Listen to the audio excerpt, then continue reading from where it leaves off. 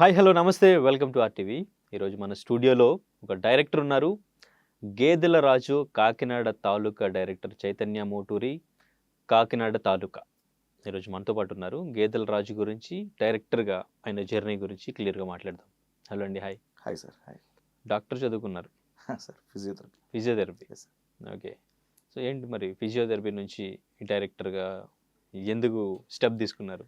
So first నుంచి actually writing అది బాగా ఇంట్రెస్ట్. మ్మ్. సో సినిమాల్లోకి వెళ్ళిపోవాలన్నంత పెద్ద నిర్ణయాలు తీసుకోలేదు కానీ సో కథలు రాయాలి, పుస్తకాల్లో ప్రింట్ అవ్వాలి, ఆ టైప్ కోరికలు ఉండేవి. సో నెమ్మదిగా ఫిజియోథెరపీకి వచ్చాక షార్ట్ ఫిల్మ్స్ అవి తీయడం స్టార్ట్ చేసాక ఓకే సినిమా చేయాలి అనేది స్టార్ట్ అయింది. ఇంట్లో కూడా ఏంటి అంటే సినిమా చేద్ది కానీ స్టడీస్ అయిపోయాక అన్నట్టు అన్నారు. సో దట్స్ వై ఫిజియోథెరపీ తర్వాత సినిమాలో. ఫిజియోథెరపీ ఇప్పుడు కంటిన్యూ చేస్తున్నారా, అది పక్కన పెట్టేశారు? లేదు సార్. అంటే 2 సెట్ అవ్వవు సార్ అసల. అంటే తెలుసు కదా ఫిజియోథెరపీ ఒక పేషెంట్‌కి మనం ఖచ్చితంగా ఒక 10 డేస్, 15 డేస్ ఇవ్వాలి. ఓకే. సో వర్కౌట్ అవ్వట్ల. హ్మ్. యెస్. ఎన్ని రోజులు అంటే ఎంతకాలం వర్క్ చేశారు డాక్టర్‌గా? ఆల్మోస్ట్ 2016, 17 వరకు కూడా నాకు క్లినిక్ ఉండేది సార్. క్లినిక్. అంటే 2012లో నా ఫిజియోథెరపీ అయిపోయింది. ఓకే. ఎక్కడ హాస్పిటల్స్‌లో చేయలేదు? లేదు సార్. నా ఓన్ క్లినిక్ ఓన్ ఉండేది సార్. క్లినికేనా? యెస్ ఓహ్! సార్. Yes sir. ఎక్కడ కాకినాడే? కాకినాడ సార్. ఓకే. అందుకే కాకినాడ తాలూకాని పెట్టి కాకినాడలోనే షూట్ చేశారా? Yes sir. Yes sir. అంటే ఈ మధ్యన అందరూ పిఠాపురం, పిఠాపురం తాలూకా ఇట్లా యెస్. పెడుతూ ఉండేవాళ్ళు. ఇప్పుడు మీరు కాకినాడ తాలూకాని యెస్ సార్. కొత్తగా సెన్సేషనా? సార్. ఓకే. అంటే రియల్ లొకేషన్స్‌లోనే మొత్తం అక్కడ షూట్ చేశారు. కాకినాడ తాలూకా సపోర్ట్ కూడా మీకు అది బాగా వర్కౌట్ అయినట్టుంది. ఆ సెంటిమెంటు అదంతా కూడా. ఫ్రెండ్స్ కామెంట్స్ అన్నీ కూడా అవే యెస్ సార్. ఉంటున్నాయి. అంటే ఎప్పటినుంచో కాకినాడలో ఉన్నాను కదా సార్. నాది హ్మ్. యాక్చువల్లీ అమలాపురం దగ్గర ఉప్పలగుప్తం సార్. నేను స్టడీస్ అయన్నీ కాకినాడ కాబట్టి నాకు ఎప్పటినుంచో కాకినాడ అలవాటు. సో నేను 2012లో కాకినాడ షార్ట్ ఫిల్మ్ క్లబ్ అని స్టార్ట్ చేశాను. సో దట్స్ వై నేను తెలుసు. కాకినాడలో చాలామందికి ఆర్ట్ అంటే ఇంట్రెస్ట్ ఉన్న వాళ్ళందరికీ నేను తెలుసు. ఓకే. సో దట్స్ వై ఈ సినిమా స్టార్ట్ చేయాలి అనుకున్నప్పుడు కాకినాడలో ఫిక్స్ అయినప్పుడు సో అందరూ సపోర్ట్ చేయడానికి రెడీ అయ్యారు సార్. అలాగే అందరూ సపోర్ట్ చేశారు. దట్స్ వై తీయగలిగాం సార్. ఎక్కడ కాకినాడలో మీది? నాది ఇక్కడ సార్ వీరకమల్ థియేటర్ అని నాలో ఒక థియేటర్ ఉండేది. ఇప్పటికే ఉంది కానీ రన్ అవ్వట్లా. ఓకే. సో అక్కడ దాని back side sir. Okay. Right. So, okay. Theatre back side ఉన్నారు కాబట్టి సార్ థియేటర్‌లో సినిమాలు చూస్తూ ఇంట్రెస్ట్ అలా వచ్చిందా? లేదు సార్. చిన్నప్పటి నుంచే యాక్చువల్లీ తాతయ్య గారు మా ఊర్లో ఒక థియేటర్ ఉండేది సార్. శ్రీనివాస థియేటర్ అని ఉండేది. సో తాతయ్య గారు ఏంటి అంటే స్కూల్ అయిపోయిన తర్వాత ఈవినింగ్ నన్ను అట్లీస్ట్ 2, 3 డేస్‌కి ఒకసారి అన్నా సరే సినిమాకి తీసుకెళ్ళేవారు ఓకే. సరదాగా. ఎందుకంటే అక్కడ ఏ సినిమా ఎక్కువ రోజులు ఉండదు. మారిపోతూ ఉంటది. ఎప్పుడో సినిమాలు వేస్తా ఉండేవారు. సో తీసుకెళ్ళడంతో మనకి ప్రొజెక్టర్ రూమ్ నుంచి చూసేవాడిని సార్ సినిమా. ఓహ్! ఇక్కడ ఆ రీల్ సౌండ్, హ్మ్. ఆ ప్రొజెక్షన్ చాలా ఇంట్రెస్టింగ్‌గా అనిపించేది. అప్పుడు నాకు ఆ రీల్స్ కట్ చేసి ఇచ్చేవారన్నమాట మా మామయ్య. ఓకే. సో అవన్నీ చూస్తే ఆ రీల్స్ కొన్ని బ్లాక్ అండ్ వైట్ ఉండేవి, కొన్ని కలర్ ఉండేవి. చాలా జాగ్రత్తగా దాచుకునేవాళ్ళం. ఓకే. ఇప్పుడు కూడా కొన్ని ఉన్నాయనుకోండి. సో అప్పటి నుంచి ఆ ఇది ఉండిపోయింది సార్. ఓకే. పెద్ద స్క్రీన్ మీద మన పేరు చూసుకోవాలి అనే చిన్న కోరిక అప్పుడే స్టార్ట్ అయింది. సో ఫిజియోథెరపీ కంప్లీట్ అయ్యాక దాన్ని నెమ్మదిగా ఇంప్లిమెంట్ చేసుకుంటూ వచ్చాను సార్. ఓకే. ఇండస్ట్రీలో ఎన్ని ఇయర్స్ నుంచి ఉన్నారు? Sir first opportunity dear comrade sir. Dear comrade. Dear comrade 2019. So అదే మెయిన్ సార్. అదే మెయిన్. ముందు షార్ట్ ఫిల్మ్స్ చేసినా ఇవన్నీ చేసినా కానీ ఇంత కాన్ఫిడెన్స్ ఏం రాలేదు సార్. సినిమా చేసేయగలము అన్నంత కాన్ఫిడెన్స్ రాలేదు. ఆ 2019లో భరత్ కమ్మ గారిది కాకినాడే సార్. సో ఆయన ఇచ్చిన ఆపర్చునిటీ. సో దానివల్ల కాన్ఫిడెన్స్ వచ్చింది సార్. ఆ సెట్‌లో మొత్తం మనం నేర్చుకున్న తర్వాత కాన్ఫిడెన్స్ వచ్చింది sir. Okay. Right. Dear comrade మొత్తం వర్క్ చేశారైతే. Yes sir. చివరి వరకు సార్. రిలీజ్ డేట్ వరకు sir. Okay. Yes sir. So, ఎట్లా ఉండేది అప్పుడు విజయ్ దేవరకొండ అండ్ ఇంకా రష్మిక వీళ్ళ యెస్ సార్. సెట్‌లో వీళ్ళ పెర్ఫార్మెన్స్ గాని ఇది? Sir they are very professional sir. And చాలా ఫ్రెండ్లీగా రష్మిక గారి గురించి మీకు తెలుసు కదా! హ్మ్. చాలా ఫ్రెండ్లీగా ఉంటారు. అప్పుడు అలాగే ఉండేవారు. సో విజయ్ అన్న అయితే హి ఈజ్ లైక్ అతని దగ్గర నుంచి మనం చాలా నేర్చుకోవచ్చు. ఓకే. ద వే అంటే ఈవెన్ మనం డైరెక్షన్ కూడా నేర్చుకోవచ్చు. సో అంత బాగుండేది. అండ్ హ్మ్. డైరెక్షన్ డిపార్ట్మెంట్‌లో అప్పుడు నేను లాస్ట్ సార్. మా టీమ్ కూడా ఏంటి అంటే not only Bharat sir, every dear comrade direction department అంతా so cool much sir. So నాకు అన్నీ నేర్పించేవారు. అంటే ఇప్పుడు అంబాజీపేట డైరెక్టర్ ఉన్నారు కదా సార్, హ్మ్. దుష్యంత్. సో ఆయన కూడా డియర్ కామ్రేడ్‌కి వర్క్ చేశారు. సో ఈళ్ళేంటి అంటే ప్రతి దానికి నన్ను తీసుకెళ్ళేవారు. కాస్ట్యూమ్స్ అంటే కాస్ట్యూమ్‌కి తీసుకెళ్ళేవారు, డబ్బింగ్ అంటే డబ్బింగ్‌కి తీసుకెళ్ళేవారు, గ్రాఫిక్స్‌కి తీసుకెళ్ళేవారు. దీనివల్ల నాకు నేర్చుకునే అవకాశం ఎక్కువ వచ్చింది మాట సార్. ఓకే. యెస్. రైట్. అంటే అప్పట్లో అనిపించిందా 'గీతా గోవిందం' ఒక మంచి హిట్ తర్వాత మళ్ళీ వెంటనే 'డియర్ కామ్రేడ్' చేశారు విజయ్ దేవరకొండ, రష్మిక. అస వీళ్ళు ఫ్యూచర్‌లో పెళ్లి చేసుకుంటారు. అస్సలే కొంచెం కూడా అనిపించదు కదా సార్. హ్మ్. ఎందుకంటే ఇప్పుడు వాళ్ళు మిగిలినోళ్ళతో ఎంత ఫ్రెండ్లీగా ఉంటారో, వాళ్ళు కూడా వాళ్ళతో వాళ్ళు అలాగే ఫ్రెండ్లీగా ఉండేవారు. So, okay. దట్స్ వై ఆలోచన రాలేదు. మేబీ ఆళ్ళకి కూడా ఆలోచన ఉందో లేదో కూడా మాకు తెలీదసల. ఓకే. సో, చెప్తున్నాను కదా సార్, సెట్‌లో దే ఆర్ వెరీ ప్రొఫెషనల్స్.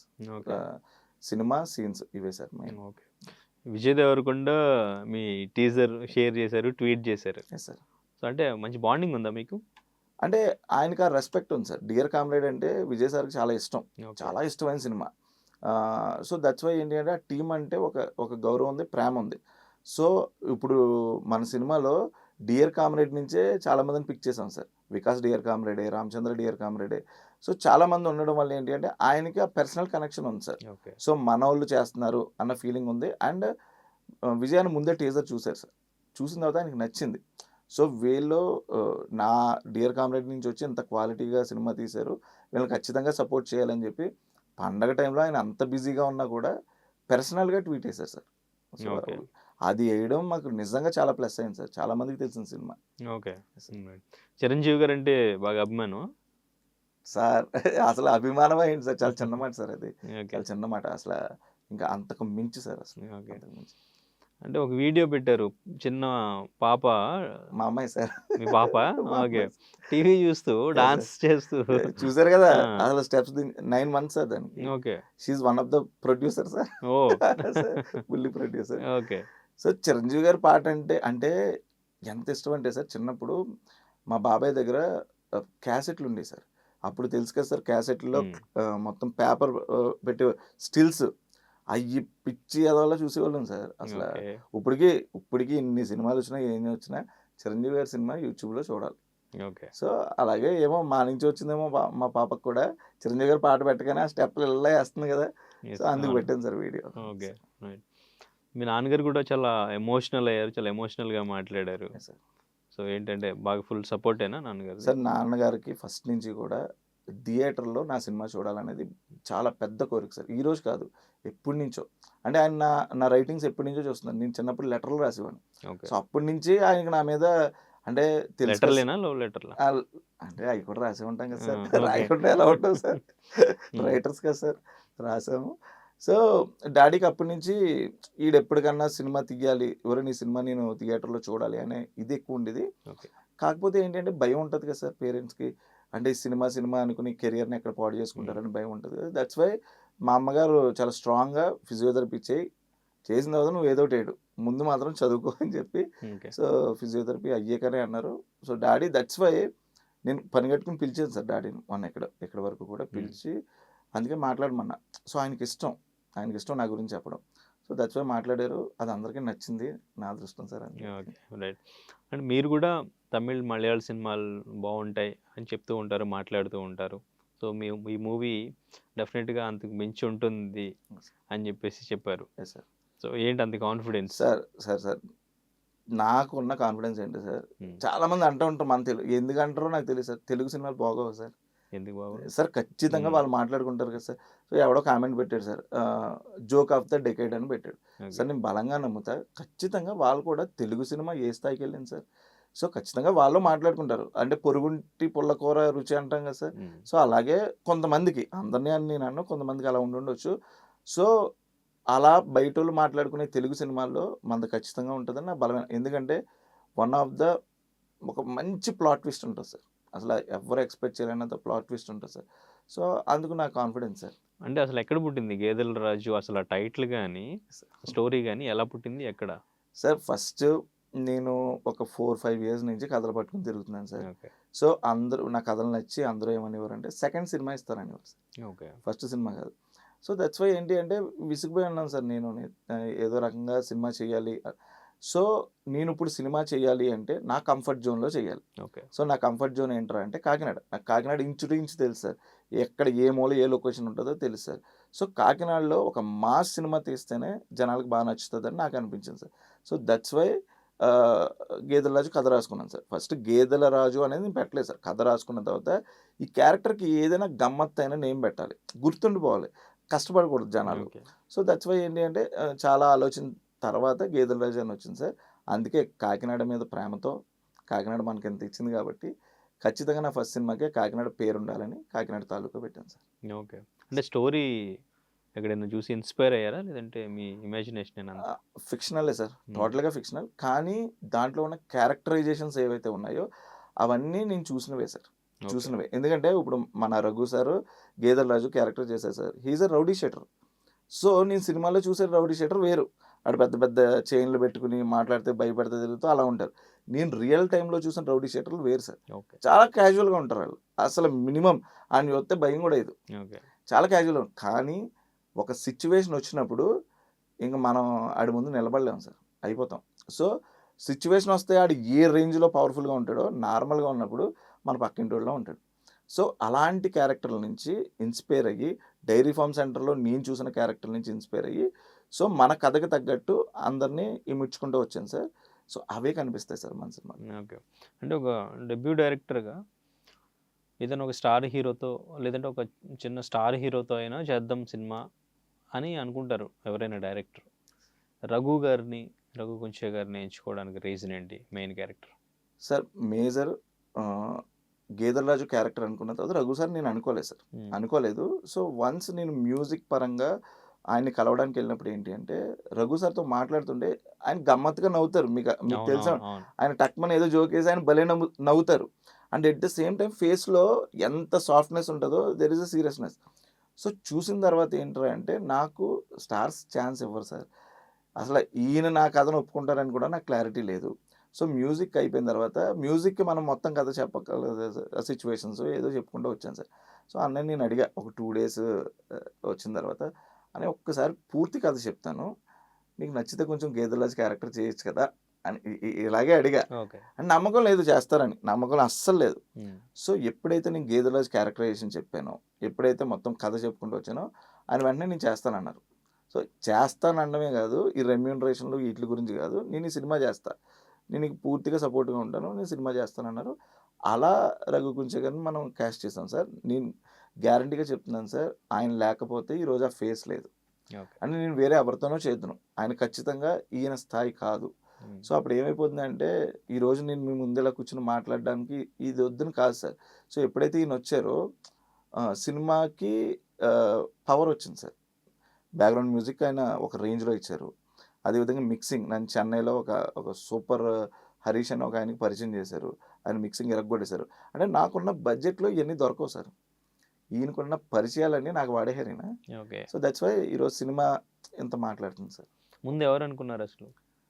అంటే సార్ కాస్టింగ్ మొత్తం ఎవరనుకున్నారు? అంటే ఫస్ట్ సినిమా మనం ఏదైనా ఒక హీరో దగ్గరికి వెళ్దాం. అండ్ ఇంకా యాడింగ్ ఆర్టిస్టులు కూడా కొంచెం పేరున్న వాళ్ళు వీళ్ళు, వాళ్ళు ఉండాలి. ఇలా ఏమన్నా అనుకున్నారా? అసలు ఏమనుకోలేదు సార్. హ్మ్. ఎందుకంటే బడ్జెట్ మేము పెట్టుకునేది సార్. హ్మ్. మా దగ్గర అంత బడ్జెట్ లేదు. సో, ఫస్ట్ ఆలోచన ప్యాడింగ్ అనేది లేదు అసలు మైండ్‌లో. ఓకే. సో, నాకున్న పరిచయాల్లో, నాకున్న కంఫర్ట్‌లో లోకలోళ్ళని పెట్టి తీసేద్దాం అన్నదే నా ఆలోచన సార్. ఓకే. సో, అలాగే స్టార్ట్ చేద్దాం అనుకున్నా. కానీ కథ బలం హ్మ్. భరత్ కమ్మ సార్‌కి తెలుసు. డియర్ కామ్రేడ్ భరత్ కమ్మ సార్‌కి తెలుసు. ఓకే. నేను ఎప్పుడైతే అలా తీసేద్దాం అనుకున్నానో భరత్ సార్ నన్ను తిట్టారు. "ఒరేయ్! బుర్ర పని చేస్తుందా నీకు? గేదెల లాంటి క్యారెక్టర్‌ని ఎవరికో ఇచ్చేస్తే ఎవడు చూస్తాడు నీ సినిమా అసల? ఎవడైనా పట్టించుకుంటాడా? కొంచెం ఖర్చు అయితే అయింది. ఒక్కదానికి ఖర్చు పెట్టు. ఏమవ్వదు. కొంచెం ఫేస్ ఉన్న ఆర్టిస్ట్‌ని, మంచి ఆర్టిస్ట్‌ని, అనుభవం ఉన్న ఆర్టిస్ట్‌ని పెట్టుకో" అని చెప్పి ఆయన సలహా ఇచ్చారు సార్. సో, అప్పుడు మనం నెమ్మదిగా దీని యొక్క రూపురేఖలు మార్చుకుంటూ వచ్చాం సార్. సో, ఎప్పుడైతే రఘు కుంచే గారు వచ్చారో, రఘు కుంచే గారిని నేను కాస్ట్ చేశానో, కానీ ఆయనకి సమానంగా ఉండాలి కదా సార్. ఆ పక్కన విలన్ ఉన్నాడంటే ఆయనకి సమానంగా ఉండాలి కదా సార్. దట్స్ వై నేను శ్రీకాంత్ అయ్యంగార్ గారిని కన్విన్స్ చేసి, సో, ఆయన్ని ఏదో బతిమలాడుకుని, భామాలుకుని సో, ఓకే. కానీ ఆయన సపోర్ట్ చేశారు. అంటే ఆయన బడ్జెట్స్ కాకుండా హ్మ్. మా బడ్జెట్స్‌లోకి వచ్చి, సో, అలా కిట్టయ్య గారిని పెట్టాను సార్. మెహబూబ్ బాషా గారిని పెట్టాను. నాకు తోచినంతలో నేను పెట్టగలిగే దాంట్లో కొంచెం ప్యాడింగ్ పెట్టగలిగాను సార్. ముందైతే ఓకే. లేదు సార్ అసలు. శ్రీకాంత్ అయ్యంగార్‌ని ఈజీగానే హ్యాండిల్ చేయగలిగారా? సార్ ఆయనతో ఎలా ఉంటదసలు? నేను విన్నది వేరు, నేను హ్మ్. చూసింది వేరు. ఎంత ఈజీగా హ్యాండిల్ చేయగలిగానంటే రోడ్డు మీద షర్ట్ మార్చుకునేవారు సార్. ఓకే. అంటే ఇప్పుడు ఆయనకి నేను అన్ని రోజులు డబ్బులు ఇవ్వలేను. జస్ట్ 4 డేస్ తీసుకున్నాను నేను. సో, 4 డేస్‌లో నేనేం చేయాలి? నా సీన్‌లన్నీ అవగొట్టాలి. ఇప్పుడు మన సినిమా చూస్తే ఒక్క లొకేషన్ కాదు సార్. ఒకటేమో ఆ మూల ఎడుతది. ఒకటేమో ఈ మూల ఎడుతది. ఒకటి బోట్ ఎక్కాలి, షిప్ ఎక్కాలి. సో, ఇన్నున్నా సరే ఆయన పరిగెట్టారు సార్. పరిగెట్టారు. చాలా ఓకే. సపోర్ట్ సార్ సెట్‌లో ఆయన డైరెక్టర్, యాక్టరే సార్. నాకు మిగిలినవి తెలీదు.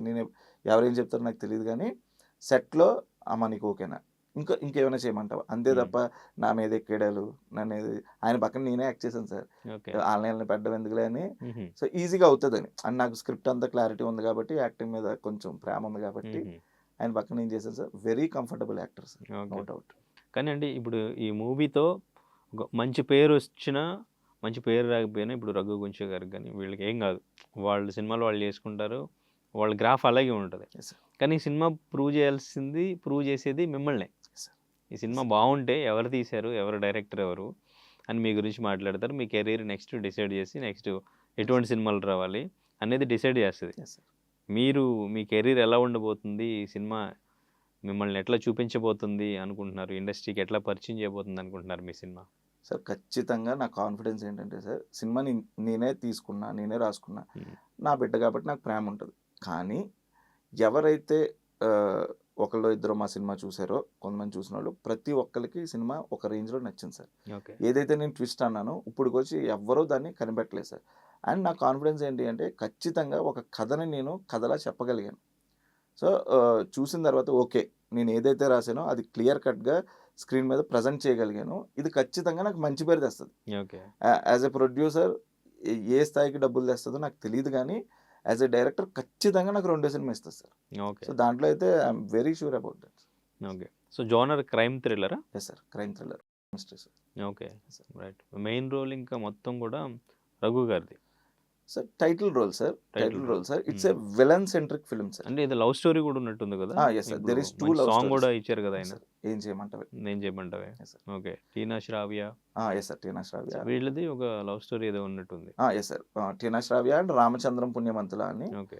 హి is a associate director for dear comrades sir. Okay. Srikanth Addala గారి దగ్గర పనిచేశారు. అలా నాకు పరిచయం. నేను ఈ సినిమాలో యాక్టర్ కింద పెట్టా. Okay. And Monika Kalapala and Vikas అని చెప్పి ఇప్పుడు రావు బహదూర్‌లో చేస్తున్నాడు. ముందు డియర్ కామ్రేడ్ చేశాడు, పంచతంత్రం చేశాడు. సో, వీళ్ళిద్దరివి 2 పెయిర్స్ సార్. ఓకే. ఒక పేరు కాకినాడలో ఉంటది. ఇంకో పేరు మల్లవరం అని ఒక హిల్ స్టేషన్. ఓకే. కొండ ప్రాంతంలో ఉండే ఒక బ్యూటిఫుల్ లవ్ స్టోరీస్ 2 ఉంటాయి సార్. ఓకే. అంటే ఎంత మాస్ సినిమాలో అసలు ఏం చేయమంటవే ఎవరు ఎక్స్‌పెక్ట్ చేయలేదు. కానీ అంత బ్యూటిఫుల్ లవ్ ఉంటది సార్. ఓకే. అంటే పరువు ఈ కుల విభేదాలు ఇది ఏమైనా టచ్ చేశారా? అస్సలు ఉండదు సార్. అటువంటిది ఏం ఆ లేదు. టైప్ కాదు సార్. ఆ టైప్ కాదు. ఇప్పుడు జనరల్‌గా మనం స్మాల్ టౌన్స్‌లో నాట్ ఓన్లీ కాకినాడ. ఇది కాకినాడ నేను తీశాను కాబట్టి కాకినాడ అని పేరు పెట్టాను గానీ, నాట్ ఓన్లీ కాకినాడ సార్. ప్రతి టౌన్‌లో ఒక రెబెల్ ఉంటాడు కదా సార్. ఓకే. రెబెల్ ఉంటాడు. ఒక మాస్ ఏరియా ఉంటది. ఆ మాస్ ఏరియాలో హ్మ్. రెబెల్ ఉంటాడు. సో, వాడి వల్ల లాభ పొందిన లైఫ్స్ కావచ్చు, ఎఫెక్ట్ అయిన లైఫ్స్ కావచ్చు. అలా మన సినిమాలో ఒక 6 కథలుంటాయి సార్. ఓకే. సో, ఈయన సెంటర్. సో, ఈ 6 కథలు ఈయన వల్ల రిఫ్లెక్ట్ అవుతూ ఉంటాయి. ఓకే. సో, ఈయన వైపు ట్రావెల్ చేస్తూ ఉంటాయి. హ్మ్. సో, ఆ 6 కథల వల్ల ఎవడు లాభపడ్డాడు, ఎవడు నష్టపోయి ఉంటాడు, ఆ టైపే గానీ పరువు హత్యలు కైండ్ ఆఫ్ అది కాదు సార్. ఓకే. ట్రైలర్‌లో ఆయనకి దండేసారు కదా! చూపించేసారంటే అది మరి ఏదైనా ట్విస్ట్ అది? అది సార్ ఆ? అయ్యుండొచ్చు. ట్విస్టా? చూస్తే అంటే ఇంకేంటి అయిపోయింది కదా! ఈయన లాస్ట్‌కి ఎవరో లేపేస్తారేమో అన్నట్టు అనిపించింది అది చూస్తే. అదే మెయిన్ ప్లాట్ ఏంటి రివీల్ చేసారా? లేకపోతే అదేమన్నా ట్విస్ట్ అంటే లాగా? యాక్చువల్లీ ఒక ఇప్పుడు మీరన్నట్టే ఆడియన్ అనుకోవాలన్నదే నా పాయింట్ సార్. ఓకే. సో, స్ట్రాంగ్‌గా ఆడియన్ ఇదే అనుకోవాలి. సో, నేను నిజంగానే అలా చూపిస్తున్నానా? లేకపోతే నేను ఏదైనా నాటకాలు ఆడుతూ జనాల్ని మ్యానిపులేట్ చేసి ప్రాసెస్‌లో అలా చూపించానా? ఏంటి అన్నది ఖచ్చితంగా మనం ఓకే. వెండితెర మీద సార్. ఓకే. మంచి ఎమోషన్ ఏమైనా ఉంటుందా?